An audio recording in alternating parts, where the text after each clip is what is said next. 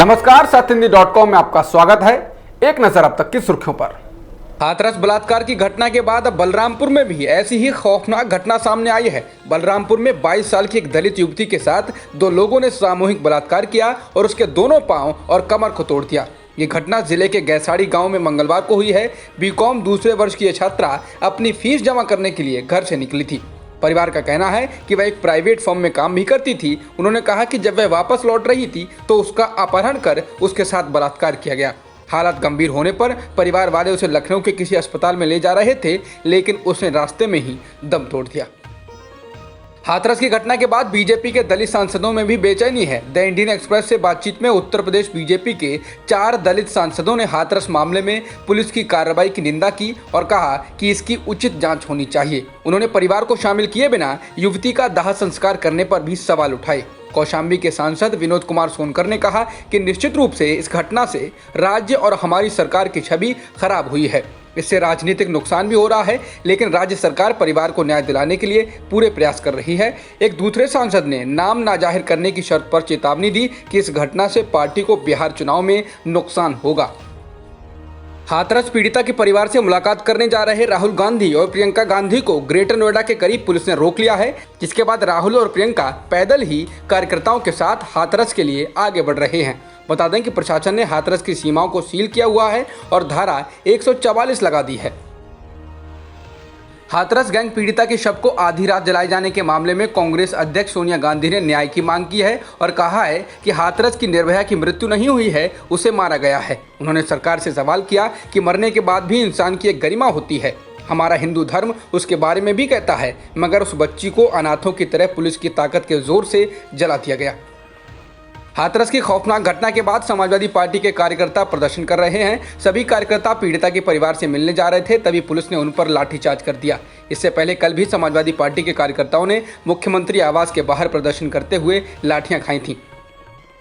UP police ने दलित लड़की के परिवार के साथ खड़े भीम आर्मी के प्रमुख चंद्रशेखर को नजरबंद कर दिया है। कहा जा रहा है कि चंद्रशेखर पीड़िता के शव को दिल्ली से हाथरस लाए जाने तक उसके परिवार के साथ मौजूद थे, लेकिन पुलिस ने उनको बीच रास्ते में ही रोककर हिरासत में ले लिया और सहारनपुर में नजरबंद कर दिया है।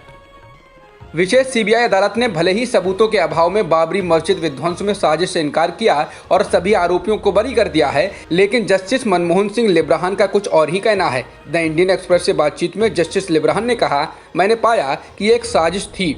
मुझे अभी भी इस पर विश्वास है। मेरे सामने पेश किए गए सभी साक्ष्यों से ये साफ था कि बाबरी मस्जिद विध्वंस की सुनियोजित योजना बनाई गई थी। मुझे याद है कि उमा भारती ने स्पष्ट रूप से इसकी जिम्मेदारी ली थी। ये कोई एक अनदेखी ताकत नहीं थी जिसने मस्जिद को ध्वस्त किया, बल्कि वो इंसान थे। उन्होंने आगे कहा कि मेरे निष्कर्ष सही, ईमानदार और भय या किसी अन्य पूर्वाग्रह से मुक्त थे। बता दें 6 दिसंबर 1992 को बाबरी मस्जिद विध्वंस के मामले की जांच के लिए लिब्राहन आयोग का गठन किया गया था। कांग्रेस के वरिष्ठ नेता और पूर्व वित्त मंत्री पी चिदम्बरम ने ट्रंप के भारत द्वारा कोरोना की मौतों के आंकड़े छिपाने के बयान देने के बाद पीएम मोदी पर तंज कसा है।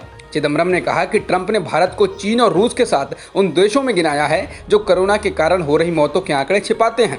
चिदम्बरम ने कहा कि ट्रंप ने भारत समेत इन 3 देशों को सबसे अधिक वायु प्रदूषण करने के लिए भी जिम्मेदार ठहराया है। कि अब पीएम मोदी अपने प्रिय मित्र को सम्मानित करने के लिए एक और नमस्ते ट्रंप करेंगे।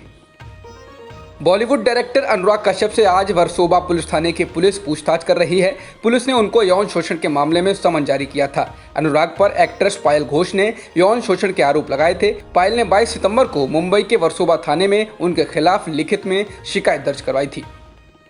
फिल्म अभिनेत्री कंगना रनौत के बाद अब सरकार ने बीजेपी सांसद और भोजपुरी फिल्मों के स्टार रवि किशन को भी Y+ कैटेगरी की सुरक्षा देने का फैसला किया है। बीते दिनों संसद के मॉनसून सत्र के दौरान रवि किशन ने फिल्म इंडस्ट्री में ड्रग्स के मुद्दे पर अपनी बात रखी थी, जिसके बाद रवि किशन ने ड्रग माफिया से जान को खतरा बताया था। इसके बाद उनको सुरक्षा दी गई है। योग गुरु बाबा रामदेव की कंपनी पतंजलि आयुर्वेद के CEO आचार्य बालकृष्ण देश के अमीरों की लिस्ट में 18वें नंबर पर हैं। हुरून इंडिया रिच लिस्ट के मुताबिक आचार्य बालकृष्ण की संपत्ति 46,800 करोड़ रुपए की है। लिस्ट के मुताबिक 2019 के मुकाबले उनके रैंक में कोई बदलाव नहीं हुआ है और वह पहले की तरह ही 18वें नंबर पर हैं। भारत में एक दिन में 86,821 नए कोरोना संक्रमण के मामले दर्ज किए गए हैं और 1,181 लोगों की मौत हुई है, जिसके साथ ही देश में कुल संक्रमितों की संख्या 63,12,000 के पार हो गई है, जिनमें से 52,73,000 से अधिक लोग ठीक हो चुके हैं। फिलहाल एक्टिव मामले 9,40,000 के पार हैं और मृतकों की संख्या 98,678 है। जॉन्स हॉपकिंस यूनिवर्सिटी के अनुसार दुनिया में कोरोना संक्रमितों का आंकड़ा 3,38,00,000 के पार हो गया है और मृतकों की संख्या 10,12,000 से ज्यादा हो गई है।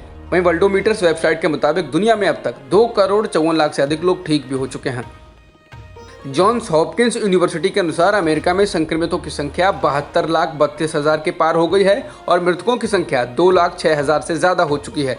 इसके अलावा ब्राज़ील में कुल संक्रमितों का आंकड़ा 48,10,000 के पार हो गया है और मृतकों की संख्या 1,43,000 के पार हो गई है।